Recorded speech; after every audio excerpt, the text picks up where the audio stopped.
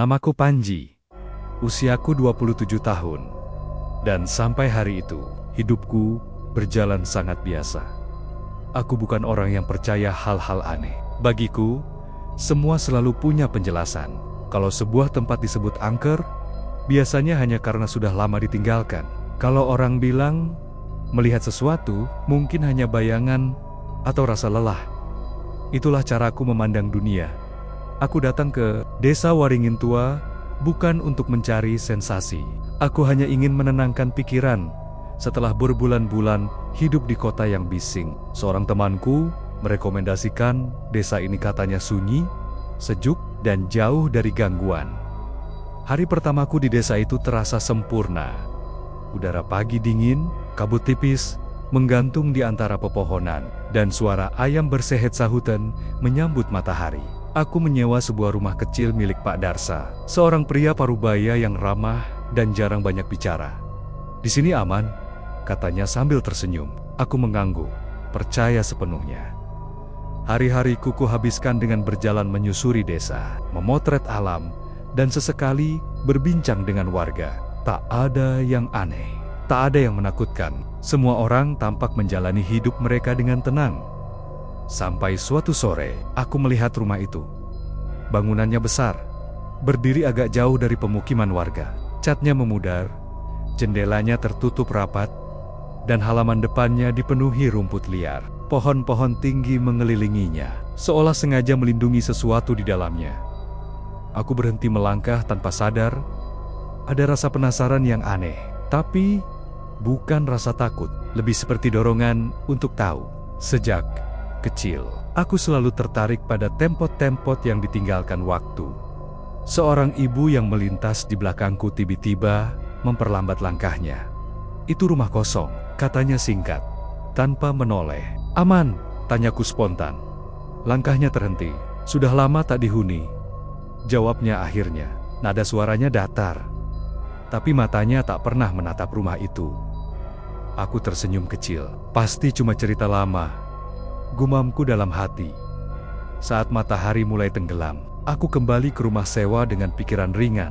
Aku tak tahu, sejak sore itu, sesuatu telah memperhatikanku, dan tanpa kusadari, langkah pertamaku menuju rumah kosong itu sudah mengubah arah hidupku. Malam itu, aku tidur lebih cepat dari biasanya. Tubuhku lelah setelah seharian berjalan menyusuri desa.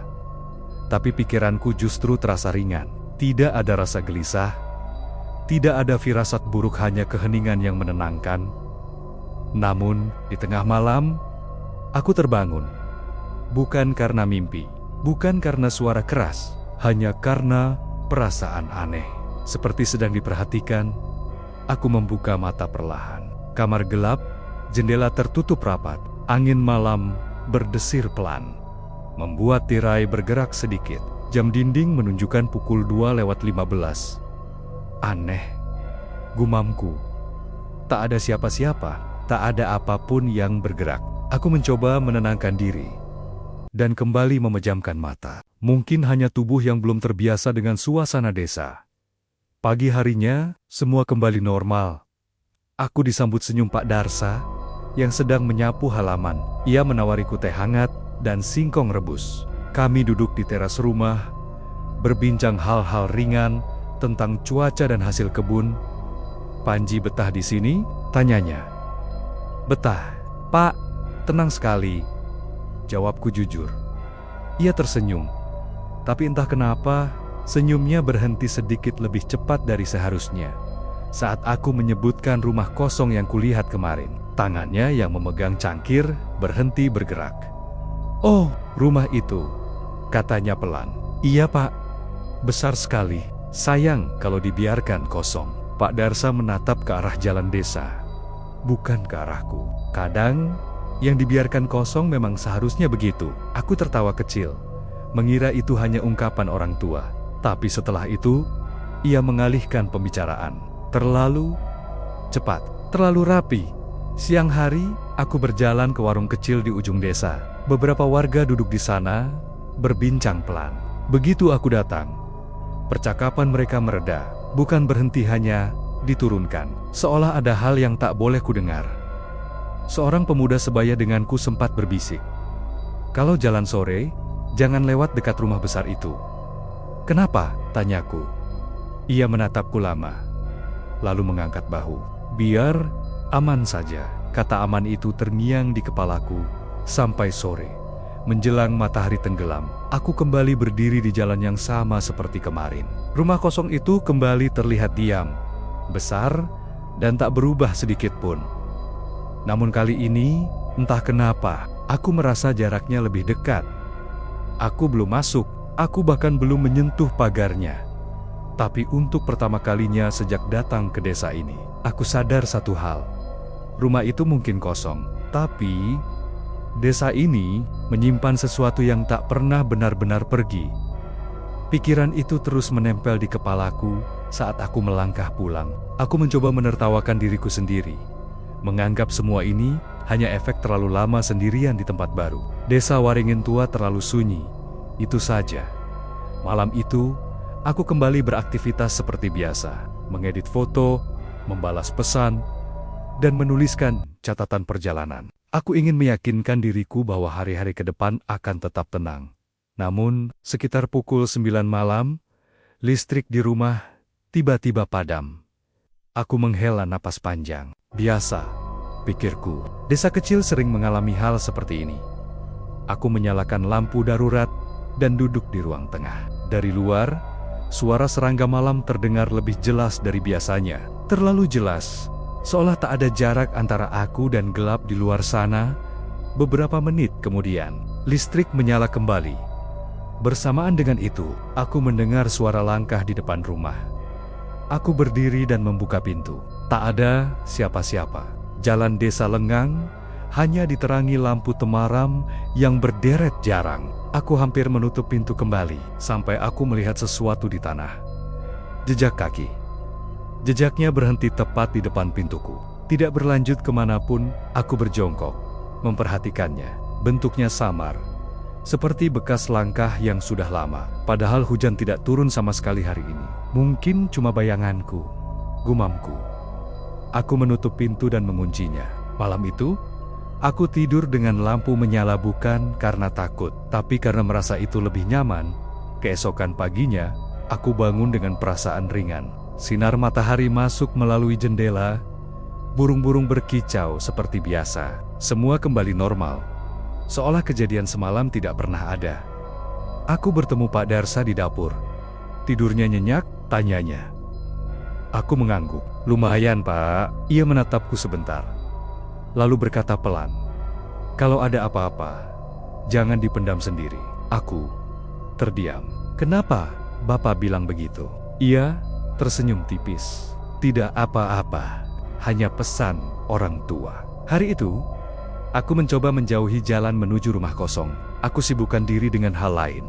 Tapi menjelang sore, tanpa sadar, kakiku kembali membawaku ke arah yang sama. Kali ini, aku tidak berhenti di kejauhan. Aku berdiri tepat di depan pagar rumah itu. Karat menggerogoti besinya, dan papan kayu di gerbangnya sudah miring. Angin sore berembus pelan, membuat daun-daun kering bergerak sendiri. Aku meletakkan tanganku di pagar. Dan untuk pertama kalinya, sejak datang ke desa ini, aku merasakan sesuatu yang membuat dadaku sesak, bukan rasa takut, melainkan perasaan, seolah aku sudah pernah berada di sini sebelumnya. Tanganku masih menempel di pagar besi itu, ketika angin tiba-tiba berhenti. Daun-daun kering yang tadi bergerak perlahan, kini diam sepenuhnya. Keheningan itu terasa berbeda, lebih berat, seperti menekan telinga. Aku menarik tanganku cepat-cepat, dan mundur satu langkah. "Sudahlah, Panji," kataku pada diri sendiri. "Ini cuma rumah kosong." Namun saat aku hendak berbalik, mataku menangkap sesuatu yang membuatku terpaku. Pintu utama rumah itu terbuka sedikit. Aku yakin sebelumnya pintu itu tertutup rapat. Kayunya terlihat tua dan berat. Tak mungkin terbuka hanya karena angin. Tapi kini ada celah sempit, cukup untuk memperlihatkan gelap di dalamnya. Dadaku berdebar lebih cepat. Aku menoleh ke sekeliling. Tak ada satupun warga di sekitar. Jalan tanah itu kosong, seolah seluruh desa memilih menghindar dari tempat ini. Aku tahu seharusnya aku pergi, tapi rasa ingin tahu menang. Dengan langkah ragu, aku mendekat ke teras rumah. Lantainya berdebu, namun anehnya, ada bekas langkah yang masih terlihat jelas. Bukan bekas lama, terlalu jelas untuk rumah yang sudah ditinggalkan puluhan tahun. Aku berdiri di depan pintu, menatap ke dalam. Udara di sana terasa lebih dingin, bukan dingin yang menyegarkan, melainkan dingin yang membuat kulit merinding. Aku tidak masuk. Aku hanya mendorong pintu itu sedikit, cukup agar terbuka lebih lebar. Saat itulah aku mendengar suara dari dalam rumah. Bukan suara keras, bukan panggilan. Hanya desahan pelan, seperti seseorang yang sedang berusaha menarik napas dengan susah payah. Aku mundur refleks. "Permisi," ucapku. Suaraku nyaris tak terdengar. Tak ada jawaban. Namun, tiba-tiba, pintu di belakangku menutup sendiri. Aku terlonjak dan menoleh cepat. Pagar rumah kini tertutup rapat. Padahal aku yakin, tadi tidak menyentuhnya. Besi itu bergetar pelan, mengeluarkan bunyi gesekan halus. Jantungku berdegup kencang. Aku berlari keluar halaman tanpa menoleh lagi. Kakiku gemetar. Napasku memburu. Baru setelah aku sampai di jalan desa, aku berhenti dan menatap kembali rumah itu dari kejauhan. Pintunya kini tertutup rapat. Tak ada celah, tak ada tanda apapun. Seolah semua yang baru saja terjadi tidak pernah ada. Malam itu, aku pulang dengan tubuh lelah dan pikiran kacau. Aku mencoba tidur, tapi setiap kali memejamkan mata, bayangan pintu yang terbuka itu muncul kembali. Dan tepat sebelum aku terlelap, aku mendengar suara pelan di dekat telingaku, seperti bisikan yang tak ingin dimengerti. Sejak sore itu, aku sadar satu hal. Aku mungkin belum masuk ke rumah kosong itu sepenuhnya, tapi sesuatu dari dalamnya sudah lebih dulu menyentuh hidupku. Malam itu aku terbangun dengan napas tersengal. Dadaku terasa berat, seolah baru saja berlari jauh. Kamar masih gelap. Lampu kecil di sudut ruangan menyala redup. Aku menoleh ke jam dinding pukul 3 kurang sedikit. Aku mencoba bangkit dari tempat tidur. Tubuhku tidak bisa bergerak. Aku ingin menggerakkan tangan, tapi rasanya seperti tertahan oleh beban yang tak terlihat. Aku ingin memanggil siapapun, tapi suaraku tidak keluar. Yang bisa kulakukan hanya membuka mata lebar-lebar, menatap langit-langit kamar. Di tengah keheningan itu, aku mendengar suara langkah pelan di luar kamar. Bukan langkah berat, bukan langkah tergesa. Langkah itu berjalan perlahan, seolah tak ingin diketahui. Pegangan pintu kamarku bergerak sedikit. Aku ingin menutup mata, tapi tidak bisa. Pintu tidak terbuka, hanya berderit pelan. Cukup untuk membuatku yakin bahwa aku tidak sendirian. Lalu, suara itu berhenti tepat di depan pintu. Beberapa detik berlalu atau mungkin lebih lama, aku tak tahu. Waktu terasa tidak berjalan normal. Hingga akhirnya, aku bisa menggerakkan jariku. Sedikit demi sedikit, tubuhku kembali terasa ringan. Aku bangkit dengan cepat dan membuka pintu. Lorong rumah kosong, tidak ada siapapun, tidak ada jejak apapun. Pagi harinya, aku memutuskan menemui Pak Darsa. Aku menceritakan kejadian malam itu, mencoba menyampaikannya dengan nada tenang. Namun semakin aku berbicara, wajah Pak Darsa semakin serius. Ia tidak memotong ceritaku, tidak pula menyela. "Panji," katanya akhirnya, "kamu tidak seharusnya mendekati rumah itu." "Kenapa, Pak?" tanyaku. Nadaku mulai bergetar. Ia menghela napas panjang. Karena tidak semua tempat kosong benar-benar kosong. Aku ingin bertanya lebih jauh. Tapi ia berdiri dan masuk ke rumahnya. Percakapan itu berakhir begitu saja, menyisakan lebih banyak pertanyaan daripada jawaban. Sore harinya, aku mencoba meninggalkan desa. Aku mengemasi barang-barangku dan menyalakan motor. Mesin menyala, lalu mati lagi. Kucoba sekali lagi, hasilnya sama. Seolah motor itu menolak bergerak. Aku menuntunnya ke bengkel kecil di ujung desa. Pemilik bengkel memeriksa sebentar, lalu menggeleng. "Mesinnya baik-baik saja," katanya heran. "Harusnya bisa jalan." Saat matahari mulai tenggelam, aku sadar satu hal yang membuat tengkukku dingin. Aku ingin pergi. Aku sudah mencoba. Tapi entah kenapa, aku masih di sini. Dan untuk pertama kalinya sejak datang ke desa Waringin Tua, aku bertanya dalam hati, apakah aku benar-benar masih punya pilihan? Pertanyaan itu terus berputar di kepalaku saat aku duduk di teras rumah sewa, menatap jalan desa yang mulai gelap. Motor yang terparkir di samping rumah tampak baik-baik saja, seolah mengejek keinginanku untuk pergi.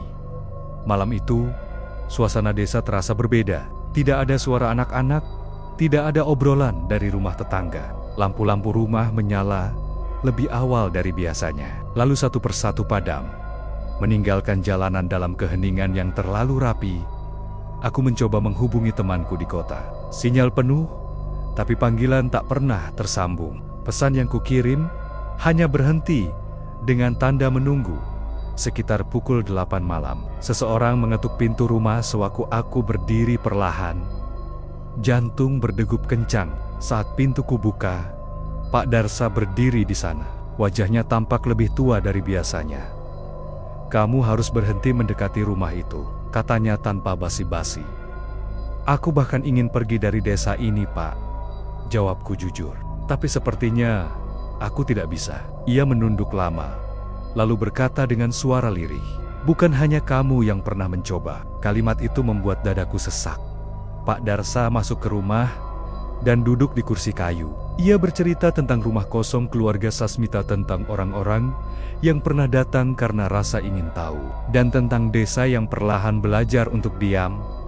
"Rumah itu seperti menunggu," katanya. "Menunggu? Apa?" tanyaku.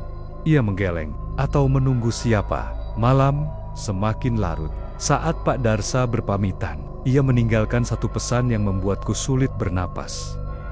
"Kalau kamu masih ingin selamat, jangan pernah sendirian setelah malam turun." Aku mencoba mengikuti sarannya, tapi tepat tengah malam, aku terbangun oleh suara pelan dari luar jendela. Bukan panggilan, bukan langkah, hanya suara gesekan lembut, seperti sesuatu yang perlahan mendekat. Aku mengintip dari balik tirai. Di kejauhan, di arah rumah kosong itu, ada satu lampu kecil menyala. Padahal aku yakin rumah itu tidak memiliki aliran listrik. Lampu itu berkedip sebentar, lalu padam. Bersamaan dengan itu, aku mendengar suara pintu rumah sewaktu bergerak pelan. Dan di detik itu juga, aku sadar sepenuhnya. Bahaya itu tidak lagi berada di rumah kosong. Bahaya itu sudah berada sangat dekat denganku. Aku menutup pintu kamarku perlahan, mengunci rapat, lalu bersandar di belakangnya. Napasku pendek-pendek. Suara gesekan di luar perlahan menghilang, seolah tidak pernah ada. Tapi rasa terancam itu tetap tinggal, menempel di dadaku. Malam itu, aku tidak tidur. Aku duduk di lantai, memeluk lutut, menunggu pagi dengan pikiran yang terus bekerja. Untuk pertama kalinya sejak datang ke desa Waringin Tua, aku berhenti menyangkal. Semua kejadian ini terhubung, dan pusatnya hanya satu. Rumah kosong itu. Saat matahari terbit, aku mengambil keputusan yang seharusnya kuambil sejak awal. Jika aku ingin selamat, jika aku ingin pergi dari desa ini, aku harus memahami apa yang sebenarnya terjadi. Bukan menghindar, bukan melarikan diri, tapi menghadapi sumbernya. Aku menemui beberapa warga pagi itu. Tidak semua mau bicara, sebagian hanya menggeleng, sebagian lagi pura-pura sibuk. Sampai akhirnya, seorang lelaki tua bernama Pak Rana mau duduk bersamaku di balai kecil desa. "Kamu sudah terlalu dekat," katanya pelan. "Apa yang sebenarnya ada di rumah itu?" tanyaku. Ia terdiam lama, lalu menjawab dengan suara berat. Janji yang tidak pernah ditepati. Aku tidak sepenuhnya mengerti, tapi satu hal jelas, rumah itu bukan sekadar bangunan kosong. Ia menyimpan cerita, penyesalan, dan sesuatu yang masih terikat. Tujuanku kini jelas. Aku harus masuk ke rumah itu dengan cara yang benar. Bukan karena rasa ingin tahu, tapi untuk mengakhiri apa yang belum selesai. Menjelang sore, aku kembali berdiri di depan pagar rumah keluarga Sasmita. Kali ini, aku tidak gemetar, masih takut, tentu saja. Tapi ketakutan itu kini bercampur tekad. "Aku hanya ingin pulang," ucapku pelan.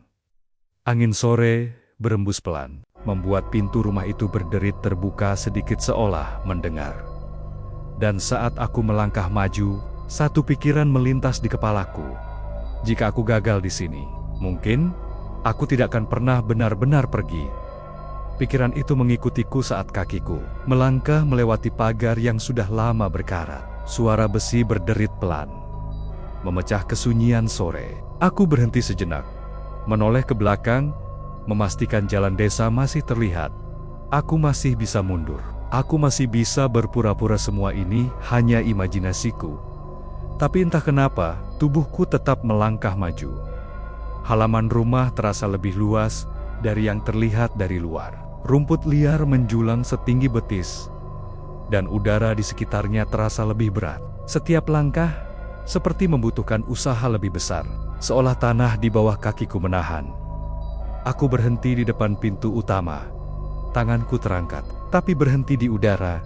Di kepalaku muncul berbagai suara peringatan Pak Darsa, tatapan warga desa, dan perasaan aneh yang sejak awal mengikutiku. Untuk sesaat, keraguan hampir menang. Aku hanya ingin pulang, bisikku lagi, mencoba meyakinkan diri sendiri. Pintu itu terbuka perlahan saat kusentuh.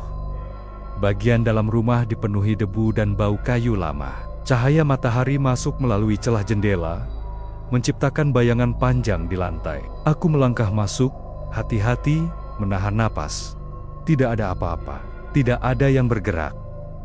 Namun, setiap sudut rumah itu terasa memperhatikanku. Aku menyusuri ruang tamu, lalu lorong sempit yang menuju ke dalam. Di dinding, tergantung foto-foto lama yang sudah pudar. Wajah-wajah di foto itu tampak samar. Namun satu di antaranya membuatku berhenti. Wajah itu terasa familiar.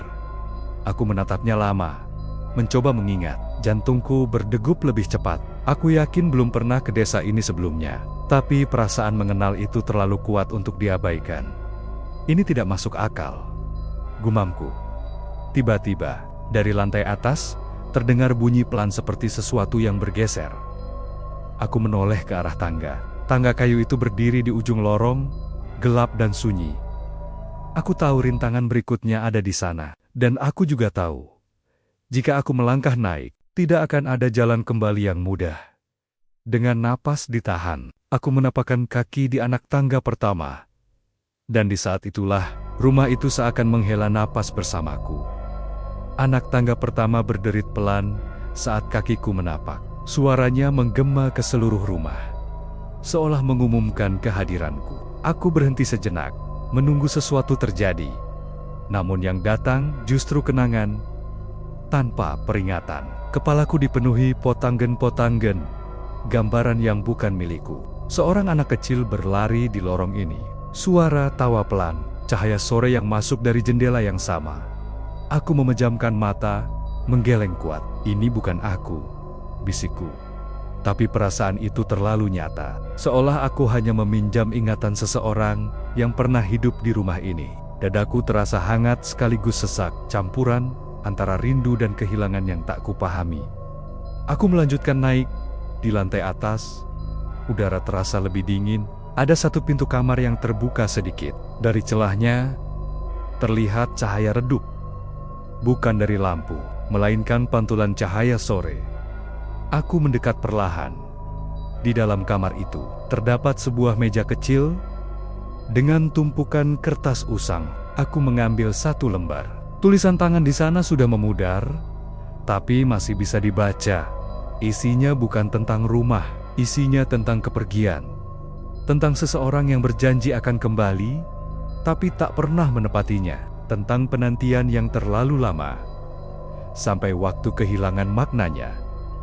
Aku menelan ludah. Entah kenapa, air mataku terasa hangat. Di sudut kamar, ada cermin besar yang retak di beberapa bagian. Saat aku menatapnya, bayanganku terlihat samar, bercampur dengan bayangan lain yang berdiri di belakangku. Aku menoleh cepat. Tidak ada siapa-siapa. Namun saat aku kembali menatap cermin, bayangan itu masih ada diam, tak bergerak, seolah menunggu aku menyadarinya. Aku hanya ingin pergi, ucapku, suaraku bergetar. bayangan itu perlahan memudar. Bersamaan dengan itu, aku merasakan kelelahan yang luar biasa, seolah emosi yang bukan milikku telah menguras tenaga. Aku duduk di lantai kamar, menarik napas panjang. Sekarang aku mengerti satu hal. Rumah ini tidak hanya menyimpan cerita, rumah ini menyimpan penantian. Dan entah bagaimana caranya, aku telah menjadi bagian dari penantian itu.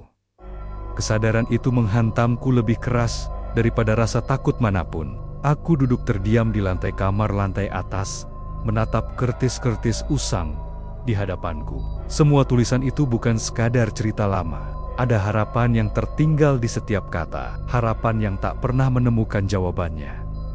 Aku berdiri dengan kaki gemetar dan melangkah ke jendela. Dari sana, aku bisa melihat jalan desa di kejauhan. Rumah-rumah kecil tampak tenang, seolah dunia di luar rumah ini berjalan normal, tanpa terganggu oleh apapun. Aku ingin kembali ke sana. Aku ingin hidupku kembali seperti semula. Namun saat aku berbalik, pintu kamar tertutup perlahan dengan sendirinya. Tidak keras, tidak mengejutkan, hanya cukup jelas untuk membuatku paham bahwa aku belum selesai. Aku mendekat ke pintu dan menyentuhnya. Kayunya dingin, lebih dingin dari sebelumnya. Di saat yang sama, aku mendengar suara pelan bukan dari luar, melainkan dari dalam kepalaku. Bukan kata-kata, hanya perasaan. Perasaan menunggu terlalu lama, perasaan ditinggalkan tanpa kepastian. "Apa yang kamu inginkan dariku?" tanyaku lirih. Tidak ada jawaban langsung, tapi di dadaku muncul satu pemahaman yang membuat napasku tercekat. Rumah ini tidak menginginkan kehadiranku. Rumah ini menginginkan pengganti, seseorang untuk mendengar, seseorang untuk mengingat, seseorang yang cukup peduli untuk tidak pergi begitu saja. Aku teringat semua usahaku untuk keluar dari desa motor yang tak mau menyala, panggilan yang tak tersambung, jalan yang terasa menutup diri. Semua itu bukan kebetulan. Aku menutup mata, mencoba menenangkan diri. "Kalau aku membantumu," ucapku pelan. "Apa aku bisa pulang?" Udara di kamar terasa berubah. Lebih ringan, tapi juga lebih sunyi. Seolah rumah itu sedang mempertimbangkan pertanyaanku. Aku sadar sekarang. Tujuanku bukan lagi sekadar keluar dari desa. Tujuanku adalah menyelesaikan penantian ini, meski aku belum tahu caranya. Dan dengan kesadaran itu, satu ketakutan baru muncul. Bagaimana jika harga untuk pulang lebih besar dari yang sanggup kubayar? Pertanyaan itu terus berdengung di kepalaku saat aku melangkah keluar dari kamar lantai atas. Tangga yang tadi kulewati kini terasa lebih panjang, lebih curam. Seolah rumah ini tak ingin aku turun dengan mudah. Begitu kakiku menginjak lantai dasar, suasana berubah. Cahaya sore yang tadi masuk melalui jendela kini meredup. Padahal, matahari belum sepenuhnya tenggelam. Bayangan di dinding memanjang tak wajar, bergerak pelan mengikuti langkahku. Meski aku yakin tidak ada apapun di belakangku, aku menuju pintu depan. Aku menarik gagangnya. Tidak bergerak. Aku mencoba lagi, kali ini dengan tenaga lebih besar. Tetap sama. Pintu itu tertutup rapat, seolah menyatu dengan kusennya. Jantungku berdegup lebih cepat. "Tenang," kataku pada diri sendiri.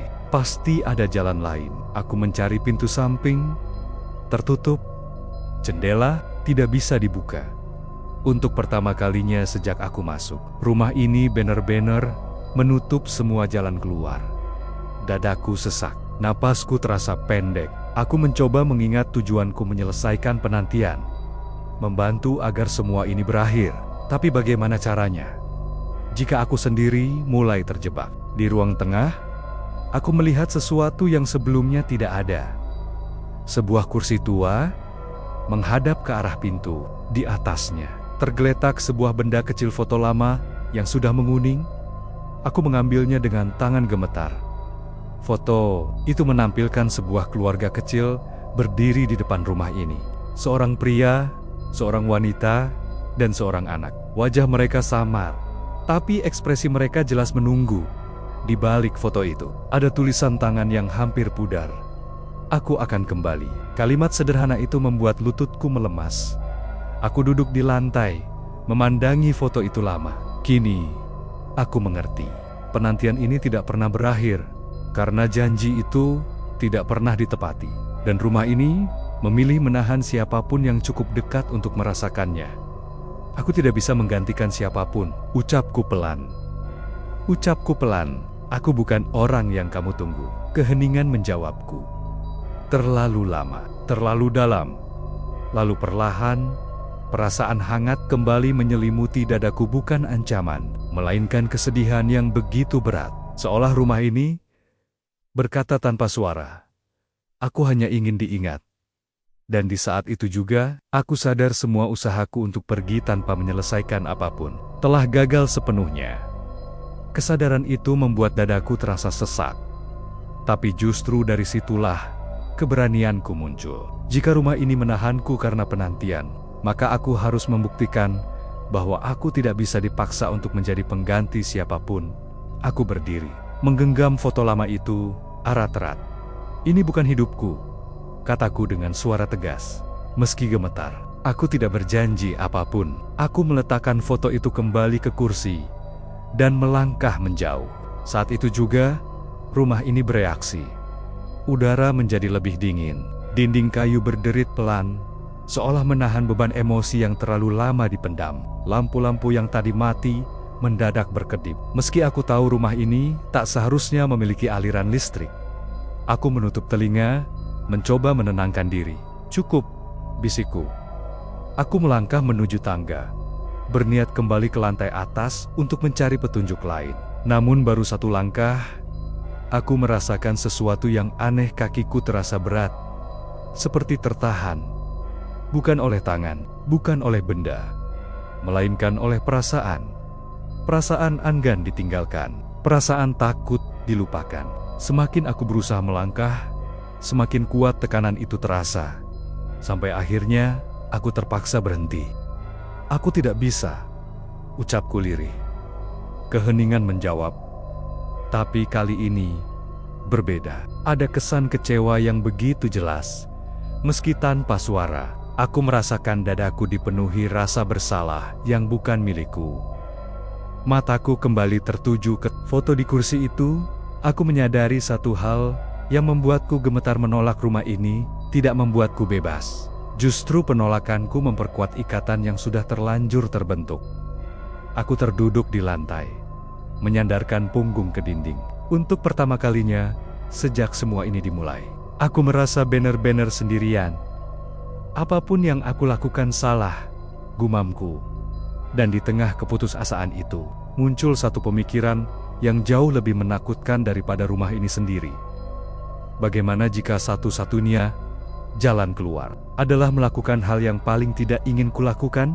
Pikiran itu membuat tubuhku menggigil, meski udara di ruangan terasa tak berubah. Aku tahu apa artinya. Sejak awal, rumah ini tidak memintaku untuk tinggal. Ia tidak menginginkan pengganti sepenuhnya. Ia menginginkan kejujuran. Aku berdiri perlahan, menatap sekeliling ruang tengah. Rumah ini bukan marah. Ia lelah. Setiap sudutnya menyimpan sisa-sisa harapan yang terlalu lama digenggam. Aku tidak bisa menggantikan orang yang kamu tunggu, kataku pelan. Tapi mungkin aku bisa melakukan satu hal. Aku kembali mengambil foto lama itu. Kali ini, aku tidak menghindar dari perasaan yang muncul. Aku membiarkan rasa sedih itu mengalir. Meski dadaku terasa berat, aku duduk di kursi tua itu, kursi yang seolah disiapkan untuk seseorang sejak lama. Aku akan mendengarkan, ucapku lirih. Kalau memang itu yang kamu butuhkan. Saat aku mengatakan itu, rumah ini menjadi sangat sunyi. Bukan sunyi yang menakutkan, melainkan sunyi yang penuh perhatian. Seolah seluruh bangunan ini sedang menahan napas. Lalu, kenangan itu datang lagi. Bukan potongan yang acak, melainkan satu alur utuh tentang seseorang yang pergi dengan janji sederhana. Tentang keluarga yang menunggu tanpa pernah mendapat kepastian. Tentang waktu yang berjalan, sementara harapan tetap diam di tempat yang sama. Air mataku mengalir, tanpa bisa kutahan. Aku mengerti sekarang, bisikku. Bukan kepulangan yang kamu tunggu, tapi jawaban. Dadaku terasa ringan, sekaligus nyeri. Karena aku tahu, Untuk memberi jawaban itu, aku harus melakukan sesuatu yang berat menghadapi perasaan kehilangan yang bukan milikku. Namun kini sudah menjadi bagianku. Dan di saat kesadaran itu menguat, satu ketakutan terakhir muncul. Jika aku benar-benar membantu menyelesaikan penantian ini, apakah rumah ini akan benar-benar melepaskanku? Atau justru aku akan kehilangan diriku sendiri? Pertanyaan itu tak pernah benar-benar terjawab ketika aku berdiri di tengah ruang tamu. Namun, aku tahu, menunda hanya akan memperpanjang penantian yang sudah terlalu lama. Aku menarik napas panjang. Kalau aku harus menjadi suara yang menyampaikan kataku pelan, maka aku akan melakukannya. Rumah itu merespons dengan cara yang halus.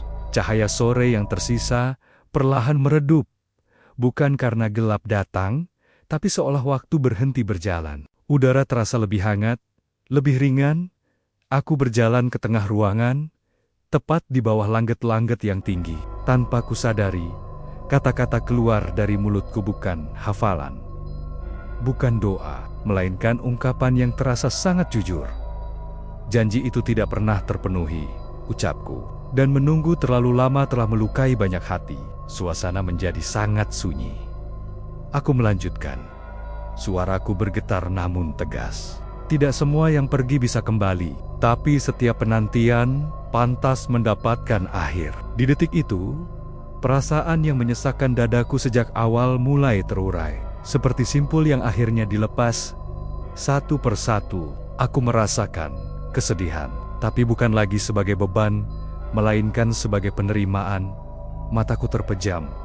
Dalam kegelapan itu, aku merasakan kehadiran yang selama ini berdiam di rumah ini. Tidak mengancam, tidak memaksa, hanya mendengarkan. Aku tidak bisa mengubah masa lalu, bisikku, tapi aku bisa mengakui bahwa penantian ini nyata. Saat aku membuka mata, rumah itu tampak berbeda. Dindingnya masih tua, lantainya masih berdebu, tapi suasananya tidak lagi menekan, seolah rumah ini akhirnya diizinkan untuk bernapas. Aku tersungkur ke lantai, lelah namun lega.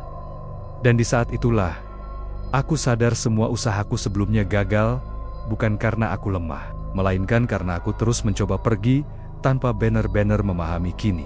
Penantian itu telah diberi jawaban. Namun, satu hal masih belum pasti. Apakah dengan memberi jawaban itu, aku masih boleh pulang? Aku terbaring di lantai ruang tamu, menatap langit-langit yang kini terasa lebih tinggi. Tidak ada lagi tekanan di dada, tidak ada lagi perasaan ditahan, hanya kelelahan yang dalam, seperti setelah menyelesaikan perjalanan panjang. Aku bangkit perlahan dan melangkah menuju pintu depan. Tanganku gemetar saat menyentuh gagangnya. Aku menariknya pelan. Pintu itu terbuka, tidak tersangkut, tidak tertahan. Udara sore masuk bersama cahaya jingga yang lembut. Aku berdiri terpaku beberapa detik, memastikan ini nyata. Tidak ada desahan, tidak ada penolakan, tidak ada tekanan tak terlihat. Aku melangkah keluar rumah itu. Halaman yang tadi terasa berat, kini terasa ringan. Rumput liar bergoyang tertiup angin sore, dan pepohonan tinggi di sekeliling rumah bergemerisik pelan, seperti salam perpisahan. Aku menoleh ke belakang. Rumah itu berdiri diam, tak lagi terasa menatapku. Untuk pertama kalinya, ia benar-benar terlihat kosong, bukan karena ditinggalkan, tapi karena sudah melepaskan. Aku berjalan menjauh dengan langkah ragu, namun mantap. Saat aku tiba di jalan desa, langit mulai menggelap. Lampu-lampu rumah warga menyala satu persatu. Suara obrolan kembali terdengar, seperti desa yang hidup kembali setelah lama tertahan. Pak Darsa berdiri di depan rumahnya. Ia menatapku lama, lalu tersenyum kecil. "Kamu sudah mendengarnya ya?" Aku mengangguk, dan aku menjawabnya. Ia menghela napas lega. "Berarti kamu sudah boleh melangkah." Malam itu, aku tidur tanpa mimpi.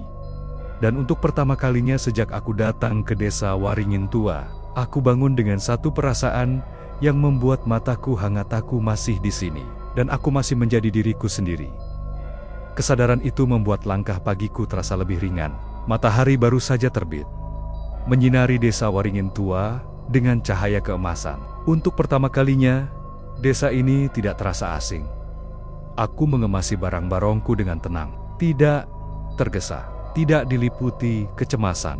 Namun jauh di dalam hati, ada satu kekhawatiran kecil yang belum sepenuhnya hilang. Apakah aku benar-benar bisa pergi? Aku menuntun motorku ke halaman. Mesin yang sebelumnya enggan menyala, kini terasa berbeda. Saat aku memutar kunci, suara mesin terdengar halus seolah tidak pernah bermasalah. Aku tersenyum kecil. Namun sebelum aku sempat melaju, perasaan itu datang lagi. Bukan tekanan, bukan rasa takut, hanya dorongan halus. Seperti permintaan terakhir, aku menoleh ke arah rumah kosong keluarga Sasmita. Jaraknya cukup jauh, tapi aku bisa merasakannya. Bukan panggilan untuk kembali, melainkan undangan untuk berpamitan dengan benar. Aku mematikan mesin dan berjalan ke arah sana untuk terakhir kalinya. Di depan pagar, aku berhenti. Tidak ada rasa sesak, tidak ada kenangan yang menyerbu, hanya keheningan yang damai. Terima kasih, ucapku pelan. Sekarang, aku benar-benar pergi. Angin pagi berhembus lembut, daun-daun bergoyang perlahan. Tidak ada jawaban, tapi aku tahu itu cukup. Aku kembali ke motor, menyalakan mesin, dan kali ini motor itu melaju tanpa hambatan. Desa Waringin Tua perlahan menjauh di belakangku. Dan saat aku melewati batas desa, aku menyadari satu hal yang membuatku tersenyum. Tidak ada yang mengikutiku, tidak ada yang menahan. Aku benar-benar bebas. Jalan beraspal membentang di depanku, dan suara mesin motor berpadu dengan angin pagi. Setiap meter yang kulewati menjauhkan aku dari desa itu. Namun ada satu hal yang justru semakin dekat, rasa tenang yang sudah lama tidak kurasakan. Aku berhenti di tepi jalan, menoleh ke belakang sekali lagi. Tidak ada apa-apa selain hamparan pepohonan dan jalan tanah yang memudar di kejauhan. Desa Waringin Tua kini terasa seperti mimpi yang perlahan menghilang saat terjaga. Aku melanjutkan perjalanan. Sesampainya di kota, dunia terasa ramai. Klakson, suara orang-orang, dan bangunan tinggi menyambutku. Tapi kali ini, semua itu tidak membuatku lelah. Aku justru merasa lebih siap menghadapinya. Malam harinya, aku duduk di kamar, menatap layar kosong di depanku. Aku mencoba menulis tentang apa yang kualami. Bukan untuk sensasi, bukan untuk ketakutan, tapi untuk kejujuran. Aku menulis tentang mendengar tanpa menghakimi, tentang memberi jawaban tanpa harus memiliki semuanya, tentang pulang tanpa membawa rasa bersalah. Saat aku menutup laptop, aku menyadari sesuatu yang membuatku tersenyum kecil. Aku memang pulang sendirian, tapi aku tidak pulang dengan tangan kosong. Aku membawa pelajaran bahwa tidak semua hal harus dilawan, dan tidak semua misteri perlu dihindari. Beberapa hanya perlu didengarkan, lalu dilepaskan. Dan malam itu, aku tidur dengan damai, tanpa mimpi, tanpa bisikan, hanya keheningan yang menenangkan. Beberapa hari setelah kepulanganku, aku mulai menyadari bahwa keheningan itu tidak benar-benar pergi. Ia tinggal bukan sebagai bayangan menakutkan, melainkan sebagai ruang kosong yang memberi jarak antara aku dan kebisingan dunia. Aku kembali menjalani rutinitas. Pagi dengan secangkir kopi, siang dengan pekerjaan, malam dengan lampu kota yang menyala tanpa henti. Semuanya tampak sama seperti sebelum aku pergi ke desa itu. Namun caraku memandangnya telah berubah. Aku menjadi lebih peka pada hal-hal kecil, pada jeda sebelum seseorang berbicara, pada kesunyian yang sering dihindari. Aku belajar bahwa tidak semua keheningan harus diisi. Suatu malam, saat hujan turun pelan di luar jendela, aku teringat rumah itu. Bukan dengan rasa takut, melainkan rasa hormat. Aku membayangkan rumah itu kini berdiri diam, tanpa beban penantian yang selama ini menahannya. Aku bertanya pada diriku sendiri, apakah semua yang terjadi benar-benar selesai? Jawabannya tidak sederhana. Beberapa pengalaman memang berakhir, tapi bekasnya menetap, bukan sebagai luka, melainkan sebagai pengingat tentang batas rasa ingin tahu, tentang tanggung jawab atas apa yang kita sentuh. Meski tanpa sengaja, aku menyadari sesuatu memang ikut pulang bersamaku. Bukan kehadiran yang menakutkan, bukan bayangan dari rumah kosong itu, melainkan pemahaman bahwa setiap tempat, setiap cerita memiliki hak untuk didengarkan sebelum ditinggalkan. Dan pemahaman itu mengubah caraku melangkah ke hari-hari berikutnya. Aku mulai sadar bahwa pengalaman di desa Waringin tua tidak benar-benar berakhir saat aku meninggalkannya. Ia hadir dalam caraku bersikap, caraku mendengar, dan caraku berhenti sejenak. Sebelum mengambil keputusan, aku menjadi lebih berhati-hati saat menghadapi hal yang tak ku mengerti. Bukan karena takut, melainkan karena hormat. Aku belajar bahwa rasa ingin tahu, jika tidak disertai empati, bisa melukai lebih dari yang kita sadari. Suatu sore, aku membuka kembali catatan yang kutulis tentang rumah kosong itu. Kali ini, aku membacanya sebagai orang yang berbeda. Tidak lagi mencari ketegangan, tidak lagi memburu sensasi. Aku membaca tentang penantian, tentang janji yang sederhana, tapi dampaknya panjang, tentang betapa beratnya menunggu tanpa kepastian. Dan disitulah aku mengerti apa yang sebenarnya ikut pulang bersamaku. Bukan sesuatu yang terlihat, bukan sesuatu yang bisa dijelaskan dengan kata-kata sederhana, melainkan kesadaran bahwa setiap cerita termasuk yang sunyi dan terlupakan memiliki akhir yang layak. Dan terkadang kitalah yang tanpa sengaja dipilih untuk menyampaikannya. Aku menutup catatan itu dengan napas panjang. Jika ada satu hal yang pasti, aku tahu ini. Aku tidak lagi sama seperti sebelum memasuki rumah kosong itu. Dan perubahan itu adalah sesuatu yang akan kubawa sepanjang hidupku. Kini, ketika aku mengingat kembali semua yang terjadi, aku tidak lagi merasakan ketegangan. Yang tersisa hanyalah rasa syukur karena aku diberi kesempatan untuk pulang. Bukan hanya secara fisik, tapi juga secara batin. Aku selamat dari rumah kosong paling angker di desa itu. Dan ya, sesuatu memang ikut pulang bersamaku. Tapi bukan ketakutan, bukan bayangan, bukan beban. Yang ikut pulang adalah pemahaman tentang arti mendengar, tentang keberanian untuk tidak lari, tentang menerima bahwa tidak semua misteri harus ditaklukkan. Beberapa hanya perlu diselesaikan dengan ketulusan. Aku melanjutkan hidupku, bekerja, tertawa, bertemu orang-orang baru. Namun sesekali, saat malam terlalu sunyi, aku berhenti dan mengingat satu rumah tua di pinggir desa. Aku berharap rumah itu kini benar-benar tenang. Dan setiap kali aku melangkah pergi dari suatu tempat, aku selalu bertanya pada diri sendiri, apakah aku sudah meninggalkan semuanya dengan baik? Apakah aku sudah menghormati cerita yang kutemui? Karena pulang yang sesungguhnya bukan soal meninggalkan tempat, melainkan tentang memastikan kita tidak membawa luka yang seharusnya ditinggalkan. Aku pulang dengan utuh, dan itu sudah lebih dari cukup.